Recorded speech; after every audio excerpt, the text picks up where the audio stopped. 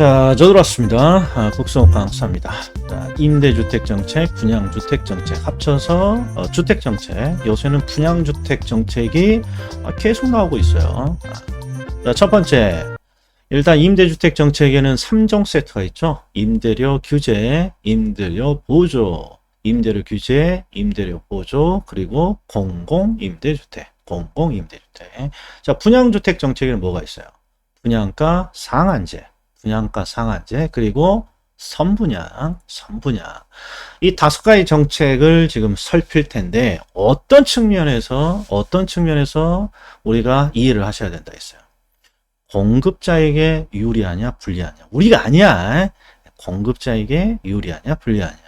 그러니까 임대료 규제는 임대료를 강제적으로 낮추는 정책이니까 임대주택 사업자인 공급자에게 불리. 자, 임대료 보조 정책은 공급자에게 나쁠 게 없죠. 유리. 공공임대주택은 뭐 이런 거 필요 없고. 분양가를 낮추는 분양가 규제. 공급자에게 불리. 그리고 선분양은 공급자에게 유리. 그럼 공급자에게 불리합니다. 그러면 결론이 공급이 감소하겠죠. 공급이 감소하죠. 불리하면. 근데 공급자에게 유리하게 되면 어떻게 돼요? 공급이 늘어나겠죠. 요것만 잘 알아도 최근 5년간 다 정답 찾았다. 자, 첫 번째. 자, 임대료 규제 정책의 다른 표현이 임대료 상한제, 그리고 최고 임대료. 이런 표현이 나오면 전부 다 임대료 규제 정책입니다. 제가 PPT도 안 올리고 지금 했네. 낫이요. 자, 임대료 규제 다른 표현이 임대료 상한제, 그 다음에 최고 임대료. 이런 표현이 나오면 임대료 규제예요. 자, 첫 번째 봅시다. 자, 임대료 규제 정책이란 정부가 임차인을 보호하기 위해서 임대료를 낮추는 정책이죠. 그러니까 시장 균형 임대료 이하로, 시장 임대료 밑으로 이하로 임대료를 통제하는 정책입니다. 잘 빠지는 함정이다. 자, 두 번째, 만약, 이건 가정이에요, 가정. 만약, 최고 임대료가 시장의 임대료보다 높은 수준으로 규제되면 어떻게 됩니까? 이게 잘한 정책이에요? 못한 정책이에요? 잘못된 정책이죠? 임차인을 보호하기 위해서는 낮춰야 되는데, 만약 이렇게 가정을 하면서 최고 임대료, 정부가 규제한 임대료가 시장 임대료보다 높으면 어떻게 됩니까? 잘못된 정책이니까 시장에 아무런 영향을 미치지 못한다. 요 표현. 자, 그 다음에 최고 임대료가 규제되면, 정부가 임대료를 규제하게 되면 항상 첫 번째 암기 코드가 초과수요죠. 자, 초과수요는 뭘 뜻해요? 수요가 넘쳐납니다. 사고자 하는 힘이 넘쳐나는 거죠. 사고자 하는 수량이. 즉, 왜요? 가격을 낮췄으니까. 그리고 지금까지 시험에 나온 것 중에 가장 어려운 표현이 뭐였어요? 자, 단기에 초과 수요가 어떻게 되고, 장기에 초과 수요가 어떻게 됩니까? 그럼 뭐가 떠올라요? 단기장기. 그리고 단기장기가 나오면 항상 암기 코드가 단기는 비탄력, 장기는 탄력. 그러니까 단기의 초과 수요가 어떻게 됩니까? 그러면 초과 수요는 장기보다는 적다. 이렇게 말해줘야죠. 초과 수요도 양의 일종이니까. 그러니까 단기는 비탄력이니까 초과 수요량이 적고, 장기가 되면 초과 수요량이 더 크다. 요 암기 코드 하나 갖고 있어야죠. 자, 첫 번째, 정부가 임대료를 낮추면 어떤 현상이 나타납니까? 가격이 떨어졌으니까 더 사고 싶습니다. 초과 수요. 자, 그리고 임대료가 규제가 되면 임대주택의 사업성이 악화됩니다. 사업성이 악화되기 때문에 사업 시행자는 나 더러워서 사업을 하지 못하겠습니다. 불리해지는 거죠. 그러니까 임대주택의 공급이 감소한다. 자, 5번도 똑같은 질문이에요. 정부가 임대료 상승을 규제하며, 즉 임대료 규제 정책을 펼치며 장기적으로 기존 임대주택이 다른 용도로 전환되면서 임대주택의 공급량이 어떻게 됩니까? 감소한다. 공급자에게 불리한 정책이니까 항상 임대주택의 공급이 감소한다. 임대주택의 물량이 감소한다. 임대료 규제가. 그 다음에 나머지 이제 짝다한 것들인데, 자, 임대주택의 물량이 감소하게 되면 시장에 미치는 영향은 다 안 좋아요. 그래서 임대료 규제 정책의 대부분의 효과는 다 안 좋은 거예요. 자, 그래서 첫 번째 6번. 자, 일반적으로 임대료 규제는 기존 임차인들의 주거 이동을 제약하게 된다. 제약한다. 이렇게 나와야죠. 물건 자체가 없으니까. 그 다음에 일반적으로 임대료 규제는 임대주택의 질을 하락시킬 수 있다. 또는 저하시킬 수 있다. 자, 이번에는 임대료 보조예요. 임대료 보조. 자, 임대료 보조는 정부가 임대료의 일부 또는 전부를 보조하는 정책인데 누구한테 보조합니까? 임차인에게 보조하는 거죠. 임차인에게 보조하는 정책이죠. 그럼 여기서 잠깐.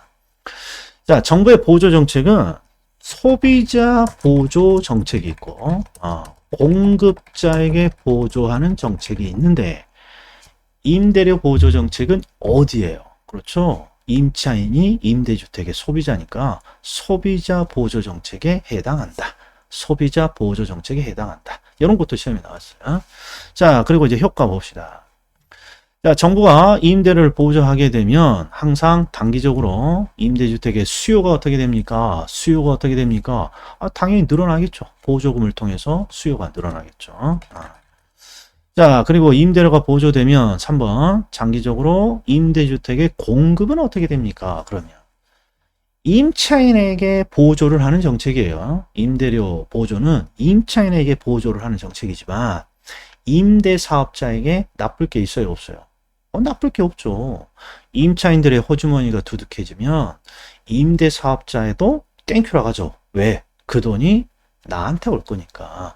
그래서 임대료 보조 정책은 공급자에게 유리한 정책이에요. 공급자에게 유리한 정책.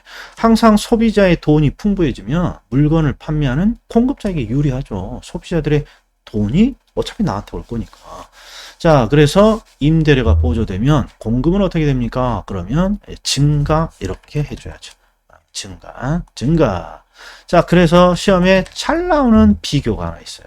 그게 바로 4번 질문입니다. 4번. 임대료 보조 정책은 임대료 규제 정책과 달리, 그러니까 임대료 보조 정책은 공급을 증가시킨다. 그래서 임대료 규제는 공급자에게 불리, 공급 감소고, 임대료 보조 정책은 공급자에게 나쁠 건 없죠. 유리, 공급 증가. 잘 나와요. 임대료 규제는 공급 감소. 임대료 규제는 공급 감소. 임대료 보조는 공급 증가. 그럼 이것도 딱 보세요. 암기를. 우리가 외부 효과 공공재에서 외부 불경제만 과대한 생산이고 나머지는 과소 생산입니다. 그러니까 암기하기가 쉽잖아요. 마찬가지예요. 임대료 규제, 분양가 규제, 임대료 규제, 분양가 규제. 정부가 강제적으로 규제하는 임대료 규제, 분양가 규제만 공급자에게 불리야. 그러니까 공급 감소야. 나머지 정책은 그냥 공급 증가예요. 이렇게 그냥 암기하면 되죠. 뭐만 공급 감소? 임대료 규제, 분양가 규제만 공급 감소. 나머지는 공급이 늘어요. 이렇게만 암기해주면 되는 것이죠. 자, 그 다음에 임대료 보조 정책에서는 우리나라에 있는 임대료 보조 정책, 주거급여하고 주거바우처 제도라는 걸 아니? 이런 걸 한 번씩 물어봅니다. 자, 주거급여는 국가 수준에서 하는 거예요. 생활이 어려운 사람들에게 주거 안정에 필요한 임차료를 지급한다. 주거 안정에 필요한 임차료 등을 지급하는 정책. 주거 바우처. 자, 임대료 보조를 교환권, 요게 쿠폰 또는 바우처라고 하는 겁니다. 요 바우처를 지급하는 제도로 우리나라의 일부 지방자치단체에서 저소득 가구의 주택 임대료를 일부 지원하는 방식으로 운영되고 있다. 요 일부 지방자치단체 대표가 서울특별시입니다. 서울특별시 홈페이지 딱 보면 서울시 주거 바우처 신청하세요. 이런 거 떠요. 한번 홈페이지 한번 가보시기 바랍니다. 즉 임대료 보조 정책으로 주거급여, 주거바우처. 그럼 보세요. 일부러 지금 계속 반복해주고 있는데 일단 첫 번째 공급자에게 유불리를 따지면 임대료 규제, 분양가 규제만 공급을 감소시키는 거죠. 공급자에게 불리하니까.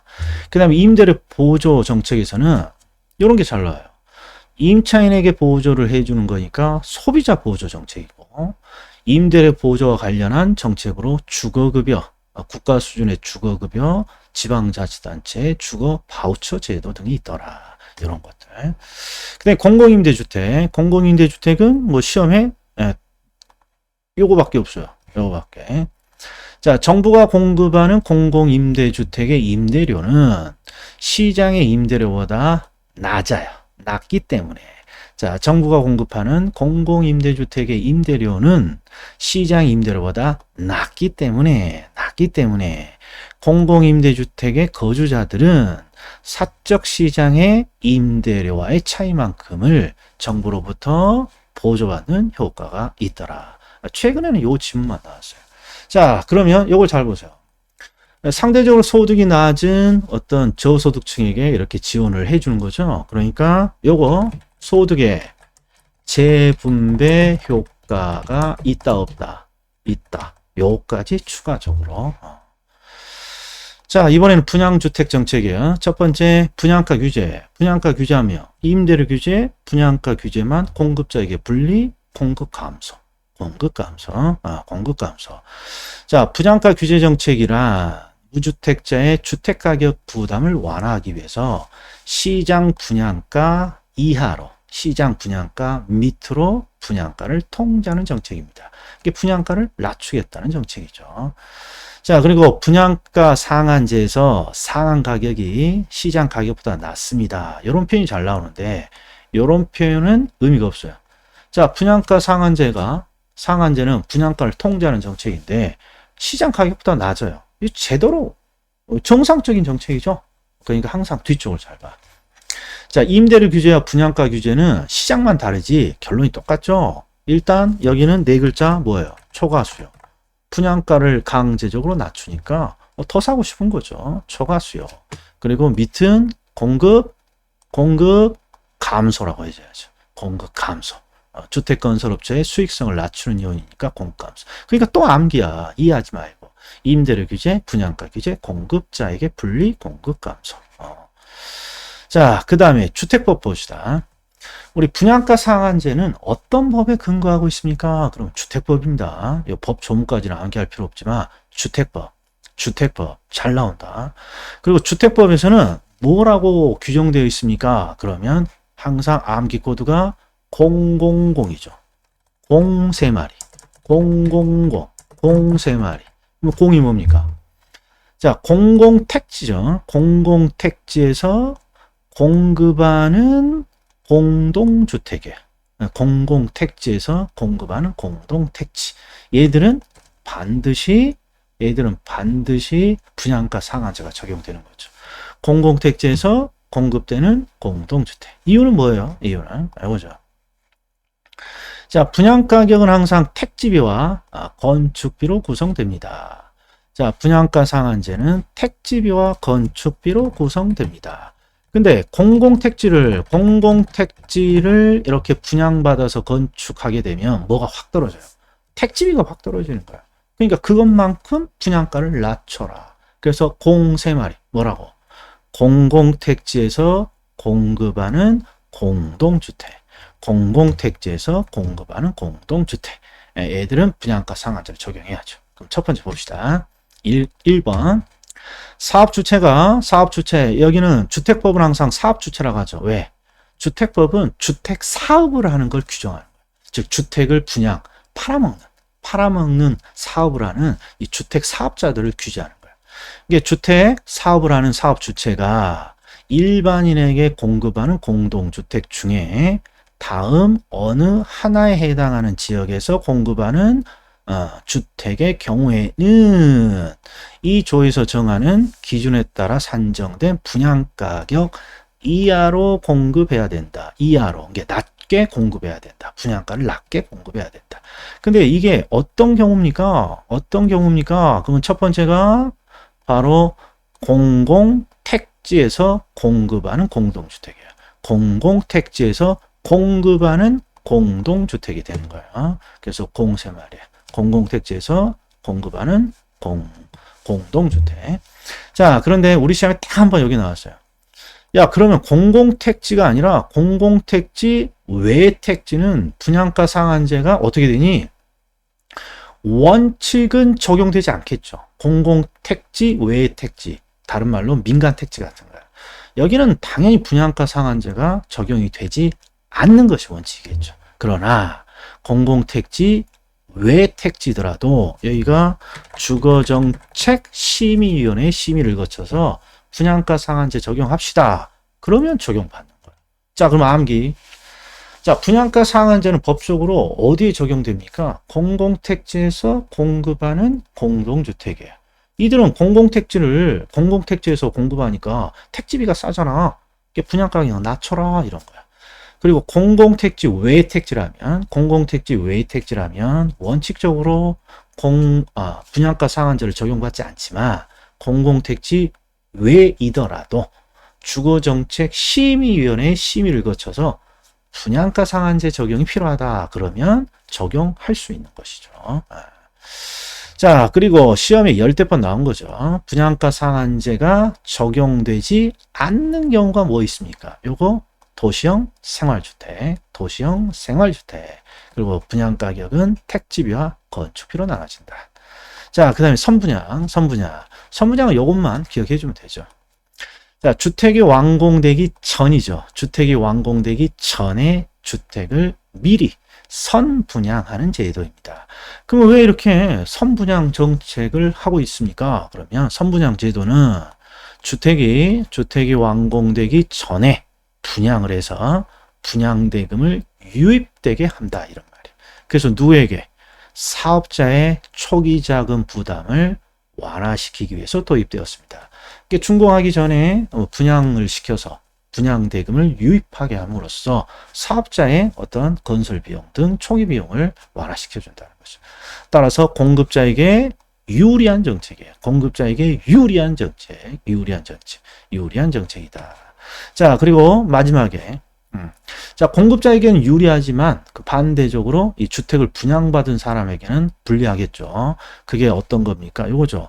미리 분양하는 거니까 공급자가 나중에 부실 시공업, 그 다음에 나중에 품질 저하, 이런 문제에 대처하기가 쉽지 않은 것이죠. 자, 그럼 다시 한번 임대료 규제, 분양가 규제, 공급자에게 불리, 공급 감소. 자, 임대료 보조 정책과 관련해서 소비자에게 보조하는 정책이다. 소비자 보조. 그 다음에 주거급여, 주거 바우처 이런 제도가 우리나라에 있다는 거. 자, 그 다음에 분양가 상한제는 어디에다가 적용되는 게 원칙입니까? 그러면 공공택지에서 공급하는 공동주택은 분양가 상한제, 분양가를 낮춰서 분양해야죠. 자, 그런데 공공택지가 아니면 어떻습니까? 주거정책심의위원회의 심의를 거쳐서 분양가 상한제를 적용할 수도 있더라. 그리고 시험에 자주 나오는 거, 분양가 상한제가 적용되지 않는 주택, 도시형 생활주택. 그리고 선분양, 주택을 선분양하는 이유는 사업자의 초기 자금 부담을 완화하고자 한다. 사업자에게 유리한 정책. 자, 여기까지입니다. 부지런히 암기해 주십시오.